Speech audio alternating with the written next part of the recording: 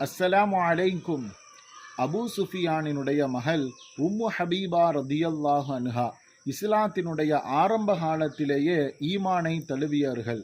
நபிகள் நாயகம் ஸல்லல்லாஹு அலைஹி வஸல்லம் அவர்கள் ஹிஜ்ரத்தின் முதல் ஹிஜ்ரத்தான அபிசீனியாவிற்கு ஹிஜ்ரத் செய்தவர்களில் இவர்களும் ஒருவர்.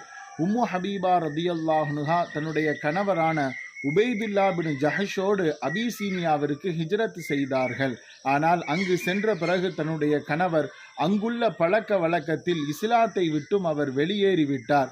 அது மட்டுமல்ல, தன்னுடைய மனைவியையும் இந்த மார்க்கத்திற்கு நீ வந்துவிடு என்று ஈமானை விட்டு வெளியேறுவதற்கு அவர் அழைத்த போது உம்மு ஹபீபா ரதியல்லாஹு அன்ஹா அவர்கள் சொல்வார்கள், நான் உங்களை நம்பியோ இந்த இடத்திற்கு நான் ஹிஜ்ரத் செய்து வரவில்லை, அல்லாஹுவை நம்பி நான் வந்தேன், நான் ஈமானை இழக்க மாட்டேன் என்று அவர்கள் கூறினார்கள். அன்பர்களே, எந்த சந்தர்ப்பங்களிலேயும் ஈமானை இழந்து விடாதீர்கள்.